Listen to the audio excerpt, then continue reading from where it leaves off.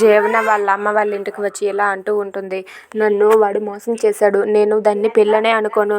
నన్ను మళ్ళీ ఇక్కడికి తీసుకువచ్చేయండి. నేను ఇదిగోండి ఈ మెడలో ఉన్న తాళిని తెంచేస్తానని చెప్పి తన మెడలో ఉన్న తాళిని తీసి ముందుకు చూపిస్తుంది. దాంతో అక్కడ ఉన్న వాళ్ళందరూ ఒక్కసారిగా షాక్ అవుతారు.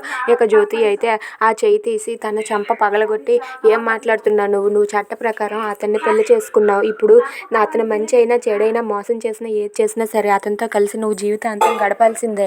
మర్యాదగా నువ్వు మీ అత్తారింటికి వెళ్ళని చెప్పి జ్యోతి జీవనతో అంటుంది. అది విని జీవన అయితే, ఏం మాట్లాడుతున్నావు అమ్మ నువ్వు? గ్రాని నువ్వైనా అమ్మకు చెప్పవచ్చు కదా, అమ్మ చూడు ఏం చేస్తుందో అని చెప్పి అంటుంది. అది విని గౌరీప్రసాద్ కూడా ఇలా అంటూ ఉంటాడు. ఏంటి జీవన ఇది, నువ్వు చేస్తున్నది కరెక్ట్ కాదు.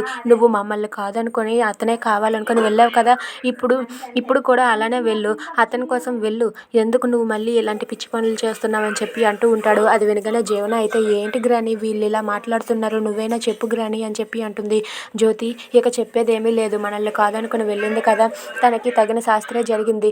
తనని ఇకనైనా సరే మారి మంచిగా మెలుక్కోమను అని చెప్పి హైమావతి అంటుంది. అది వినగానే జీవన అయితే, ఎందుకు మీరందరూ నన్ను ఇలా అర్థం చేసుకుంటున్నారు? ఆ చైతన్య నన్ను మోసం చేశాడని నేను చెప్తున్నాను కదా, మీరెందుకు నన్ను అర్థం చేసుకోవటం లేదు అని చెప్పి అంటుంది. అది విని సూర్య ఇలా అంటూ ఉంటాడు.